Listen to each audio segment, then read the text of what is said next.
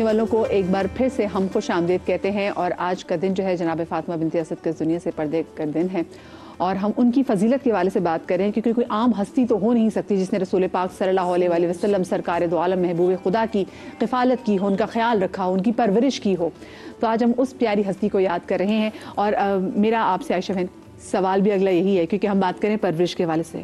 جناب فاطمہ بنت اسد جنہوں نے جو کبھی بھی رسول پاک صلی اللہ علیہ وسلم کے حوالے سے غافل نہیں ہوئی، انہوں نے پرورش کیسے کی ہمارے رسول کی؟ بسم اللہ الرحمن الرحیم. میری خوش نصیبی ہے، خوش بختی ہے کہ آج ان کا ذکر میں اپنی زبان سے کر رہی ہوں کہ جو رسول کی ماں ہے، اور اپنے لیے شرف کا باعث سمجھتی ہوں کہ خدا نے مجھے توفیق دی اور یہ زبان عطا کی کہ میں ان کی تعریف بیان کر سکوں. جناب فاطمہ بنت اسد، ان کی بردباری، ان کی بہادری، ان کی شجاعت، ان کی سخاوت ان کے کردار میں نظر آتی تھی، اور وہی کردار انہوں نے نبی اکرم صلی اللہ علیہ وآلہ وسلم کے لیے اپنایا تھا. کائنات میں بہت سارے رشتے ہیں، میاں بیوی کا رشتہ، نند بھاوج کا رشتہ، لیکن آج تک میں نے کوئی چچی اماں ایسی نہیں دیکھی جو اپنے بچے پر ایسے فدا ہو جیسے اپنے بچوں پر فدا ہو جاتے ہیں. یہ واحد وہ خاتون ہیں کہ جنہوں نے رسول اکرم صلی اللہ علیہ وآلہ وسلم کے ساتھ جو رشتہ قائم رکھا وہ ایسا رکھا جسے تاریخ نے سنہرے لفظوں میں لکھا ہے. یہ وہ اماں ہیں، میں اپنی زبانی نہیں رسول کی زبانی بتاتی ہوں کہ خیال کیسے کرتی ہیں، پرورش کیسے کرتی ہیں. جب وصال ہوا ہے نا، وصال ظاہری، تو رسول اکرم صلی اللہ علیہ وسلم نے بتایا ہے کہ یہ اماں کیسے تربیت کرنے والی ہیں. جناب ابو طالب سے جب کوئی آ کر کہتا تھا نا کہ محمد ایسے کرتے ہیں، اور فاطمہ بنت اسد ایسے جواب دیتی ہیں، جواب بھی دیتی تھیں، تو پتہ ہے جناب ابو طالب کیا کہتے تھے؟ جناب ابو طالب کہتے تھے میں کیا کر سکتا ہوں، محمد اس کا بیٹا ہے، وہ محمد کی ماں ہے، تو ماں اور بچے کا تو پیار ہی ایسا ہوتا ہے. تو پرورش ایسی کی جیسے ماں کیا کرتی ہیں. رسول کہتے ہیں کہ جب بھی ہمارے گھر میں کوئی کھانا آتا، کھانا بنتا، میرا دل گوارا نہیں کرتا ہے کہ میری نور فاطمہ موجود ہو اور میں کسی اور کے منہ میں لقمہ دے سکوں، میرے پاس اتنا جگرا نہیں ہے. لیکن یہ فاطمہ بنت اسد ہیں جو پہلا لقمہ رسول کو دے رہی ہیں. میرا جگرا یہ قبول نہیں کرتا کہ میری نور فاطمہ کے لیے میں لباس کوئی آئے تو میں کسی اور کو دے دوں، لیکن فاطمہ بنت اسد لباسوں کو سامنے رکھتی ہیں اور کہتی ہیں کہ پسند کر لیجیے اس میں سے آپ کون سا پسند کرنا چاہتے ہیں. تو اس طرح سے تربیت کرنے والی ہیں، بردباری دینے والی ہیں، حوصلہ دینے والی ہیں. شیبہ ابی طالب، اتنا مشکل وقت ہے، سابقون الاولون میں ہے یہ خاتون، 11ویں خاتون ہے جنہوں نے اسلام قبول کیا ہے. بالکل سابقون، رضی اللہ عنہم ورضوا عنہ کی سند پائی ہے انہوں نے. عالم یہ ہے کہ جب رسول نے دیکھا کہ اماں دنیا سے رخصت ہو گئی ہیں تو جبہ بھی اتار کے دیا ہے اور بتایا ہے ان کے احسانات کو، تمام صحابہ میں ذکر فرمایا ہے کہ میری آج وہ اماں چلی گئی ہیں کہ جب میں بھوکا ہوتا تھا تو وہ مجھے کھلاتی تھیں، وہ خود وہ چادر نہیں اوڑھتی تھیں جو مجھے چادریں اوڑھاتی تھیں. مائیں ہوتی ہیں نا کہ رات بستر پر اگر ہم گیلے میں بھی سو جائیں گے لیکن سوکھے میں اپنے بچے کو سلائیں گے نا. تو فاطمہ بنت اسد تو وہ ہیں جنہوں نے رسول کے غم کو کم کیا ہے. شیبہ ابی طالب میں جب دنیا سے جناب خدیجہ بھی رخصت ہو گئی ہیں، اور فاطمہ بنت اسد کے لیے بھی نارمل بات تھی، چاہتی تو وہ مکہ میں ہی رہتی، لیکن شیبہ ابی طالب کو اختیار کرنا یہ کوئی عام بات نہیں تھی. اس چیز کو اختیار کیا ہے جناب فاطمہ بنت اسد نے. تو یہ رسول کی وہ امی ہیں کہ جن کے لیے جتنے قصائد کہے جائیں، جن کی جتنی تعریفات کی جائیں، جن کے جتنے احسانات مانے جائیں کم ہے، کیونکہ انہوں نے ان کی پرورش کی ہے جو در یتیم ہے. اللہ اکبر. ہم کیا ابھی تک ان کے احسانات، بیوی کے احسانات کو مان پائے ہیں، جان پائے ہیں جو جناب فاطمہ بنت اسد نے ہم پہ کیے ہیں؟ نحمد و نصلی علی رسولہ الکریم، اما بعد فاعوذ باللہ من الشیطان الرجیم، بسم اللہ الرحمن الرحیم. قال اللہ تعالی فی القرآن المجید والفرقان الحمید وَإِذْ أَخَذَ مِيثَاقَ بَنِي إِسْرَائِيلَ تَعْبُدُونَ إِلَّا اللَّهَ وَبِالْوَالِدَيْنِ إِحْسَانًا وَبِذِي الْقُرْبَى وَالْيَتَامَى وَالْمَسَاكِينِ وقال اللہ تعالی مقاما آخر وَاعْبُدُوا اللَّهَ وَلَا تُشْرِكُوا بِهِ شَيْئًا وَبِالْوَالِدَيْنِ إِحْسَانًا وَبِذِي الْقُرْبَى وَالْيَتَامَى. صدق اللہ العظیم وصدق رسولہ النبی الکریم الامین الرؤوف الرحیم. تمام تعریفیں اللہ سبحانہ و تعالیٰ کے لیے، اور درود سلام و اللہ کے رسول، ہم سب کے آقا، ہم سب کے مولا، تاجدار مدینہ، تاجدار ختم نبوت حضور محمد رسول اللہ صلی اللہ علیہ وسلم. اور آج اللہ کی رحمتیں برکتیں ان پہ نازل ہوں جو جدۃ الحسین ہیں، جو جدۃ الحسنین ہے، جو حسنین کی دادی ہیں، جو نبی علیہ الصلوۃ والسلام جن کے پاس 17 سال تک رہے۔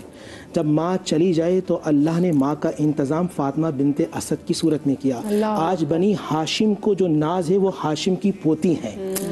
اللہ نے، اور قرآن میں جو قرآن کی آیتیں پڑھ رہا تھا، قرآن کی آیتیں ابھی نازل نہیں ہوئی، مگر قربان جاؤں جناب ابو طالب پر، ان کی اہلیہ فاطمہ بنت اسد پر قرآن نہیں اترتا مگر قرآن کے مزاج کو جانتے ہیں، جو قرآن کے انداز کو جانتے ہیں، جو خدا کی باتوں کو جانتے ہیں، جو خدا کے کلام کو جانتے ہیں۔ یہ وہ گھرانہ ہے جو معلوم ہے کہ یہاں اللہ کے نبی صلی اللہ علیہ وآلہ وسلم تشریف فرما ہوں گے، اور نبی پاک صلی اللہ علیہ وسلم جو 25 سال تک جس کے گھر میں قیلولہ کرتے تھے، جہاں رسول کو سکون ملتا تھا، وہ فاطمہ بنت اسد ہے۔ اور تاریخ بتاتی ہے یا تو رسول فاطمہ بنت محمد کے لیے کھڑے ہوتے تھے، یا فاطمہ بنت اسد کے لیے کھڑے ہوتے تھے، یا تو اپنی بیٹی کے لیے کھڑے ہوتے تھے، یا پھر بیٹی کے ساتھ صاحبہ کے لیے کھڑے ہوتے تھے جو زوجہ جناب ابو طالب کرمت۔ اب ایک بات نقطہ کہنا چاہوں گا، ابھی میرے بھائی بڑی پیاری بات کر رہے تھے کہ جناب ابو طالب ہوں یا حضرت بی بی فاطمہ بنت اسد ہوں، یہ وہ شخصیات ہیں کہ جو سب سے پہلے گھر میں دودھ ہو یا کھجور ہو وہ اللہ کے نبی صلی اللہ علیہ وسلم کی بارگاہ میں پیش کرتے ہیں۔ بچے لائن سے بیٹھے ہیں اور سب سے پہلے یتیم کی بارگاہ میں پیش، کیونکہ اب یہ ایک میرا وجدان کہتا ہے، کیونکہ بخاری کی حدیث ہے اللہ یعطی وانا قاسم، یہ حدیث رسول 25 سال بعد دے رہے ہیں، اور 25 سال پہلے اگر اس کائنات میں یہ حدیث جانتا ہے یا تو ابو طالب جانتے ہیں یا ابو طالب کی زوجہ جناب فاطمہ بنت اسد جانتی ہیں۔ کیا پیاری بات ہے، مجھے یہیں سے بریک لینی ہے میں، اور یہیں پہ جوڑوں گی بھی، جی یہیں سے میں آپ بات کنٹینیو کریں گے، چھوٹی سی بریک آگے، بریک کے بعد نور بھائی آپ کنٹینیو کریں گے۔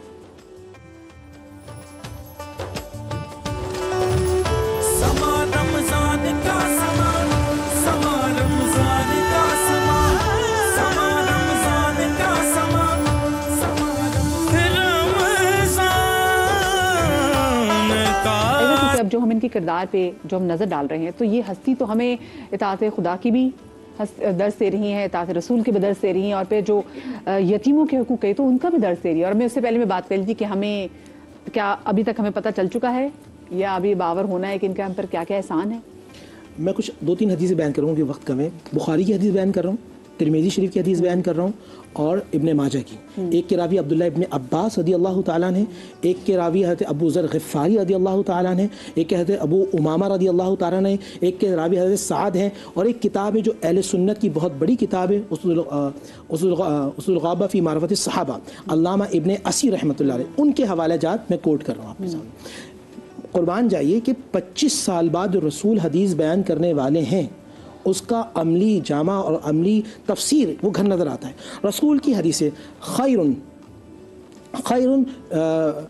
بیت فی المسلمین، سب سے بہترین گھر جو مسلمانوں کا ہوگا، جو اللہ کے ماننے والوں کا ہوگا، جہاں یتیم کے ساتھ حسن سلوک سے پیش آتے ہوں گے۔ اور قربان جائیے کون ہے جو اپنے بچوں سے لے کر یتیم کو دے رہا ہے؟ اللہ اکبر۔ اور پھر دیکھیں حدیث بخاری کے، امام بخاری نے نقل کرتے ہیں اللہ یعطی وانا قاسم، اللہ دیتا ہے بانٹے محمد ہیں۔ کس نے بتایا ابو طالب کو؟ کہ ابو طالب کو کس نے بتایا کہ تم محمد کو دو، وہ پیالہ جو دودھ کا ہوگا محمد پی لیں گے تو پورا گھرانہ پیتا رہے گا، وہ پیالہ کم نہیں ہوگا۔ کس نے قرآن کا مزاج بتایا؟ پھر آئیے نبی علیہ الصلوۃ والسلام، حضرت ابو ذر غفاری رضی اللہ تعالیٰ عنہ روایت کرتے ہیں، حضرت سعد بن جبل رضی اللہ تعالیٰ عنہ کے راوی، حضرت ابو امامہ رضی اللہ تعالیٰ، صحابہ کی کثیر تعداد روایت کرتی ہے کہ جو یتیم کے سر پر ہاتھ رکھ دے، جتنے بال ہوتے ہیں اللہ اتنے درجات کو بلند کرتا ہے، اتنے نیکیاں بلند کرتا ہے، اتنے گناہوں کو معاف کرتا ہے۔ جو 17 سال تک آغوش میں لے کے سلاتا رہا، پلاتا رہا، کھلاتا رہا، اپنا مال بانٹتا رہا اور بانٹتی رہی، اس کے کیا مقام ہوں گے؟ سبحان اللہ۔ آپ اندازہ سمجھ رہے ہیں۔ اور پھر آخری وہ بات کروں گا، صحابہ کی کثیر تعداد میں علامہ ابن اسیر کہتے ہیں ہم نے پہلی مرتبہ رشک آیا کہ علی کی والدہ پر کہ ہمیں ہماری آرزو تھی کاش ہماری ماں اس جگہ ہوتی۔ جب اعلان ہوا نا کہ حضرت علی کی والدہ کا انتقال ہوا تو ناظرین یہاں مولا کائنات کے حوالے رسول اللہ نے کہا کہ علی کی نہیں میری والدہ کا انتقال ہوا، اور پھر فرمایا جب غسل ہو جائے تو مجھے بتا دینا۔ رسول اللہ اشک بار ہیں، صحابہ دیکھ رہے ہیں حضور کی کیفیت عجیب ہے۔ جو حضور نے قمیص پہنی تھی وہ قمیص کہا کہ میری ماں کو چٹھا لباس سفید مت پہنانا بلکہ محمد کی قمیص میری ماں پہن کر جائے گی۔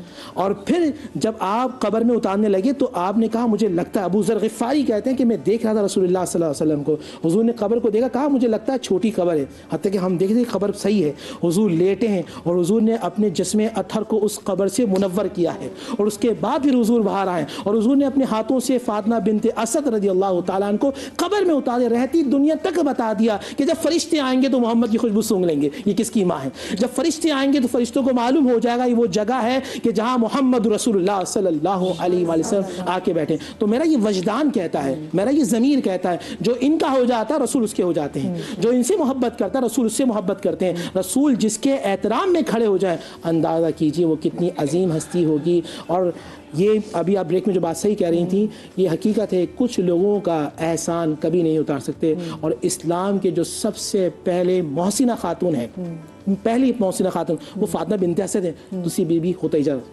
کیونکہ ان کا مال. ہم ابھی بریک میں یہ بات کر رہے تھے کہ جہاں پہ ہم فیمنزم وغیرہ کی بات کرتے تو اسلام میں جتنا عورت کو مرتبہ حاصل ہے, اگر ہم دیکھیں تو جناب خدیجہ الکبریٰ نے تو اپنا تمام تر مال و دولت اسلام پہ قربان کر دیا. ہم تو کبھی ان کا احسان نہیں اتار سکتے. جناب فاطمہ زہرا نے اپنی اولاد جو ہے وہ اپنے باپ کے دین پہ جو ہے وہ فدا کر دی. ان کو بھی کیسے بھی جناب زینب کو ہم دیکھیں جیسے کوفہ شام کے بازاروں سے جو میسج لے کر آئی ہیں, ہم تو کبھی ان کا احسان اتار ہی نہیں سکتے. یہاں پہ اچھا پھر اب یہ بات ہے کہ ہم سیکھتے کتنا ہے, اور ہم آج کل کے زمانے میں جو چیزیں دیکھ رہے ہیں ہم اس کو کیسے یہاں پہ لاگو کر سکتے ہیں. دیکھیے سیکھا تو اس وقت جائے گا نا جب بیان کیا جائے گا, جب بیان کرنے میں بخل ہو, جب بیان کرنے میں بھی جو ہے وہ انسان جو ہے وہ یوں کہیے کہ سستی کر رہا ہو, توجہ نہ کر رہا ہو, محبت نہ ہو, عقیدت نہ ہو, سیرت پڑھی نہ جائے, سنا نہ جائے, تو پھر سیکھے گا کیسے. یہ وہ قرآن ہے جس نے خطوط مقرر کیے ہیں. دیکھیے قرآن کا نزول بہت بعد میں ہو رہا ہے, قرآن بہت بعد میں سورۃ الضحیٰ میں پیغمبر کو یتیم کہے گا. میں ابھی بھی لفظ عرض کروں گا یہ لفظ یتیم کا معنی کیا لکھا ہے. جی جی. اس وقت جب ابھی قرآن نہیں اترا, اس وقت پیغمبر کے والشمس والضحیٰ والے چہرے کو دیکھ کر ابو طالب کہہ رہے ہیں اب یستسقی الغمام بوجہ, یہ وہ چمکدار چہرہ ہے جس سے بادل پانی پیتے ہیں. آپ کی سائنس کہتی ہے کہ بادل سمندر سے پانی پیتے ہیں, ابو طالب کا عقیدہ کہتا ہے کہ بادلوں کو جو پانی ملتا ہے مصطفیٰ کریم صلی اللہ علیہ وسلم کے چہرے سے ملتا ہے. ثمال الیتامى وعصمۃ للارامل, قرآن تو بہت بعد میں آ کے کہے گا. فرمایا کہ میرا مصطفیٰ وہ ہے جو یتیموں کی پناہ گاہ ہے, بیواؤں کا سہارا ہے. یہ کون کہہ سکتا ہے. اس کے بعد پیغمبر نے جب کہیں بارش کا قحط سالی ہوئی تو پیغمبر نے کہا کوئی ہے جو مجھے میرے چچا کے مصرے سنائے. دنیا کے سارے نعت خانوں کو میری بہن بہت اچھا نعت پڑھتی ہیں, آپ کے مصروں پہ ہم داد دیتے ہیں, حضور کا نام ہے, جس مصروں پہ حضور داد دے ہوں مصرے کیسے ہوں گے. کسی نے مصرے پڑھے ابو طالب علیہ السلام کے, کھڑے ہوگا منبر سے فرمایا للہ در ابی طالب لو کان حیا لقرت عینا, اللہ میرے چچا کا بھلا کرے, اگر زندہ ہوتے تو ان کی آنکھیں ٹھنڈی ہو جاتی ہیں. یہ جو آیت ہے نا کہ علم یجد کا یتیمن فآوا, یتیم کا لفظی معنی کیا ہے لغت میں؟ یتیم کا معنی الانفراد, الانقطاع, کسی سے الگ ہو جانا, اپنی ذات میں منفرد ہونے کو یتیم کہا جاتا ہے. ہم تو یہاں یتیم کا ترجمہ بھی عام یتیم جیسا نہیں کرتے حضور کے لیے. ترجمہ یہ ہوگا ایسا بے مثل و بے نظیر جس جیسا کائنات میں کوئی نہیں تھا. اب کیجئے ترجمہ حبیب, ہم نے تجھے دنیا میں بے مثل و بے نظیر اور تجھے اپنے ماں باپ سے علیحدہ پایا, ہم نے تجھے اپنی پناہ میں دے دیا. کہا اللہ نے ہم نے پناہ میں دیا, لیکن گود ابو طالب کی تھی. اللہ کبھی بھی کسی غیر مومن کے کام کو اپنا کام نہیں کہتا ہے. اس کے بعد ایک جملہ اور لکھا ہوا ہے کہ چونکہ پیغمبر اکرم, ایک معنی ہمارے تفسیر میں لکھا ہے, شیخ صدوق نے لکھا الیتیم الذی لا مثل له, پیغمبر اس درجے پر لفظ یتیم پر صدق آتے ہیں کہ ان جیسا کائنات میں کوئی نہیں ہے. اور پھر اس کے فرمایا ولذالک سمیت الدرۃ الیتیم, اسی وجہ سے پیغمبر کو ایسا یتیم کہا جاتا ہے جیسا کائنات میں کوئی یتیم نہیں ہے. آخری بات کہہ کے بات تمام کر رہا ہوں, کبھی سوچا آپ نے کہ پیغمبر اکرم کے والد حضرت عبداللہ حضور کی ولادت سے پہلے دنیا سے پردہ فرما گئے؟ اس کا ایک سبب ہمارے روایت میں یہ موجود ہے. فرمایا اگر حضور کے والد جان حضرت عبداللہ زندہ رہ جاتے تو حضور پر ان کی اطاعت واجب ہوتی, کیونکہ باپ کی اولاد اطاعت پر, جو باپ کی اطاعت ہے اولاد پہ واجب ہے. لہٰذا اللہ یہ چاہتا تھا میرے مصطفیٰ پر صرف میری اطاعت واجب ہو, کسی کی اطاعت واجب نہ ہو. حضرت عبداللہ دنیا سے پردہ فرما گئے, پھر 6 برس میں حضرت آمنہ دنیا سے گئیں, 8 برس میں حضرت عبد المطلب گئے. تو میں سمجھتا ہوں آج کا دن اگر احسان کے دن کے نام سے منائیں کہ جنہوں نے پیغمبر کے ساتھ نیکی کی, ہم ان کے ساتھ نیکی کریں, ان کو ذکر خیر کریں, ان کے لیے نظر نیاز کریں, میں سمجھتا ہوں تو پیغمبر بھی خوش ہوں گے, ہم سے اللہ بھی خوش ہوگا, اور ان کی استقامت کو زندگی میں نافذ کرنے کی کوشش کریں. ہمارا تو مقصد یہ ہے کہ ہم سے اللہ اور اللہ کے رسول جو ہے نا وہ راضی ہو جائے. اچھا, آپ لوگ ہمیں کال بھی کر سکتے ہیں اور آپ لوگ جو سوالات ہیں وہ علماء دین سے وہاں پہ شیئر بھی کر سکتے ہیں. مجھے بتائیں, اگر آج کے دور میں یتیموں کے حق ادا ہو رہے ہوتے تو کیا جو ہمارے ملک میں اتنے یتیم خانے ہوتے ہیں ہم ان کو دیکھتے ویسے عائشہ؟ نہیں, بالکل نہیں. ہمارے نبی صلی اللہ علیہ وسلم نے تو یتیموں یہاں تو لوگ اپنے جائیداد کھا جاتے ہیں اپنے بھائی کے بچوں کے جو یتیم ہو جاتے ہیں. بہن قرآن کا یہ اصول ہے اور قرآن یہ بتاتا ہے کہ جو بھی یتیم کا مال کھاتے ہیں وہ اپنے پیٹوں میں آگ بھر رہے ہیں.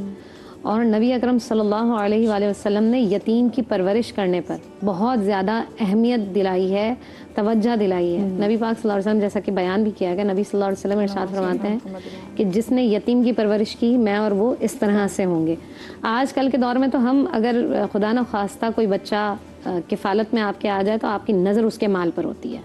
جب آپ کی نظر اس کے مال پر, اور بہت سارے لوگ اس مال کو ضبط بھی کر لیتے ہیں. یہ ہمیشہ یاد رکھیں, آپ نے اگر دنیا میں کسی کا 3 پیسہ لیا نا تو اس کے مقابلے میں آپ کو 70 مقبول نمازیں دینی ہیں, تو اس وقت کیا ہوگا آپ کے پاس. نبی کہتے ہیں کہ قیامت کے دن مفلس کون ہے معلوم ہے. اب مفلس, ہم اگر مفلس کی بات کریں, ہمیں کسی بھی مفلس پر ترس آ جائے گا. اپاہج ہو, دیکھ نہ سکتا ہو, چل نہ سکتا ہو, بول نہ سکتا ہو. تو کہا کہ معلوم ہے قیامت کے دن مفلس کون ہوگا.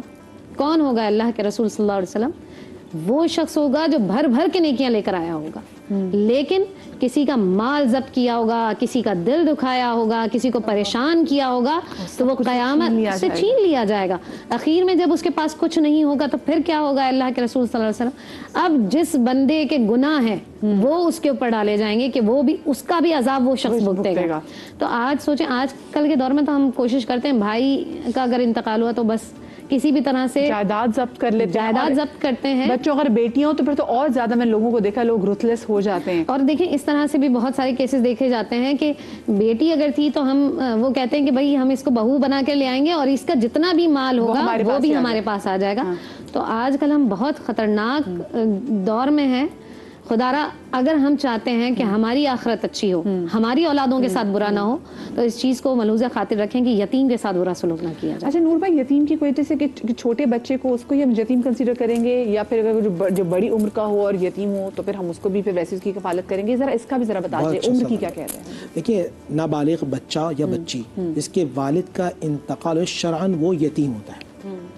جو بچہ نابالغ ہو, یہاں جو بات چل رہی تھی, کوئی کسی کی زمین پہ قبضہ کر لیتا ہے. اچھا میں آپ سے ایک سوال کرتا ہوں بہن, اگر میں آپ کے گلے میں 20 کلو وزن ڈال دوں تو کیا کیفیت ہوگی؟ اچھا اگر 1 من ہو تو ہل میں, اچھا 1 ٹن ہو, اور پہاڑ جتنا ہو, اللہ کے نبی نے فرمایا 7 زمین اس کے گلے میں ڈال دی جائیں گی. 7 زمین جو 1 انچ کسی غریب کی لیتا ہے, اور سگا بھتیجا ہو یا باپ انتقال کر جائے, میں بڑا بھائی ہوں چھوٹے بھائی کے مال پہ قبضہ کر لوں جو نابالغ ہے, یعنی کہ اس پہ زیادہ کوئی غیر یتیم کا, اور جو اپنے خونی جی بالکل, جو سگا بھائی, سگے بھائی کا بیٹا, یہی وہ لوگ تو ہوتے ہیں جسے قرآن نے بار بار کہا فی بطونہم نارا, کہ تم آگ ڈال رہے ہو. اور اللہ کے نبی صلی اللہ علیہ وسلم فرمایا آج نیکیاں دل میں کیوں نہیں اترتی. ایک صحابی پوچھے یا رسول اللہ صلی اللہ علیہ وسلم مجھے بتائیے میرا دل نرم ہو جائے, یا رسول اللہ اللہ کی رحمتیں دل میں اترنا شروع ہو جائے. جب قرآن پڑھا جائے تو قرآن کا مزاج مجھے سمجھ میں آئے, نماز پڑھوں تو نماز دل میں اتر جائے. فرمایا یتیم کے سر پر ہاتھ رکھنا شروع کر دو, تمہارے دل میں اللہ نرمی ڈال دے گا, اللہ تمہارے دل کو بدلنا شروع ہو جائے گا.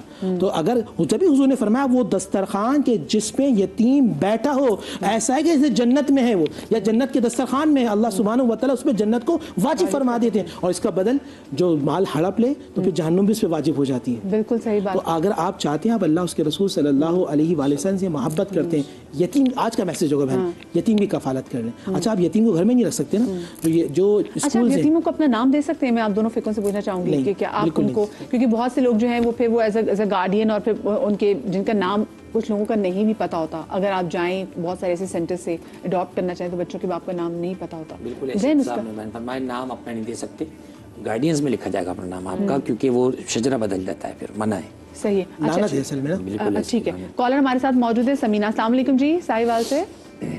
وعلیکم السلام.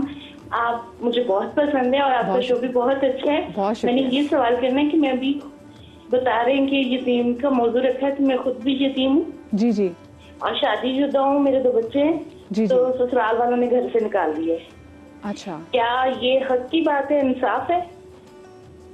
غلطی بھی نہیں, حق مانگا کہ ہمیں حق دیا جائے, تو انہوں نے کہا کہ نہیں تمہارا کوئی حق نہیں ہے, تمہارا شوہر بات کرے. اور شوہر جو ہے وہ کہتے ہیں کہ میرا ماں باپ ہے, میں ان سے یہ بات نہیں کر سکتا. अच्छा इनका कुछ पैसा है उनके पास। अच्छा आपके कुछ जुल्म है और फिर मुझे ये कहा गया तुम तो यतीम हो, लावारस हो, तुम्हें क्यों कुछ दे। ये सारे हकूक वालिदैन के लिए होते, औलाद के लिए कुछ नहीं होता। चले अच्छा कोई और जो आपके हस्बैंड है उनको भी घर से निकाल दिया है? ससुराल वालों ने। अच्छा आपके हस्बैंड को भी निकाल दिया घर से, बेटे को भी निकाल दिया घर से? जी आपके मियाँ को भी आपके साथ घर से निकाल दिया उन्होंने? जी, मियाँ को भी साथ निकाल दिया कि तुम लोगों को अभी हक नहीं देना, बेटियों को देना है, घर बेचना है, बेटियों को देंगे, तो फिर बेटे कहाँ जाएंगे। इतनी आमदनी भी नहीं है जो हम अपना बना सके। चले देखें, हुक्म ये है कि माँ बाप से तो ये हिस्सा उनकी ज़िंदगी में नहीं मांग सकते हैं, जो हमें शरीयत कहती है, ठीक है, ये मांग ही नहीं सकते हैं। अब इनको कोशिश करनी होगी कि ये किसी भी तरह से घर बनाए। हाँ, माँ बाप की अखलाकी जिम्मेदारी है कि वो किसी भी तरह से उनको नादार ना छोड़ें। और रही बात इनके यतीम होने की, तो ये बात हमेशा याद रखिएगा, यतीम सिर्फ वो होता है जो नाबालिग है। हाँ। बालिग हो गया तो वो अब यतीम वाला जो लफ्ज़ है ना उससे मफकूद हो जाता है, हट जाता है। सही, ठीक है, ये एक अच्छी आपने बात की जो मेरे ख्याल से हमें भी याद रखनी चाहिए। अच्छा, क्योंकि अब हम जरा अपने सेगमेंट के इस्लाम की तरफ जा रहे हैं तो मैं आपको बताती चलूँ कि आज जनाब एजाज़ की जानिब से और जुगन काज़िम की तरफ से उनका जो ब्रांड है न्यू, जिसमें ब्यूटी कॉस्मेटिक्स हैं, ये हमारी जो फीमेल जो आज हमारी गेस्ट है इनके साथ घर जाएगा और साथ में हमारे पूरे समा की जितनी भी ख़वातीन हैं ऑल ओवर द पाकिस्तान जहाँ पे एम्प्लॉयज़ हैं उनके लिए भी नूर प्रोडक्ट्स की जानिब से उनके लिए भी गिफ्ट हैम्पर है। मैं अब जाने से पहले यानी कि सेगमेंट ख़त्म होने से पहले, क्योंकि आज देखिए हमारी गुफ्तगू का तो हमारा टॉपिक कुछ भी हो, हमारी बात आके जो ख़त्म होती है वो रसूल पाक सल्लल्लाहु अलैहि वसल्लम पे ही आके ख़त्म होती है, क्योंकि हर निस्बत उन्हीं से ही है, हर निस्बत उन्हीं से ही है।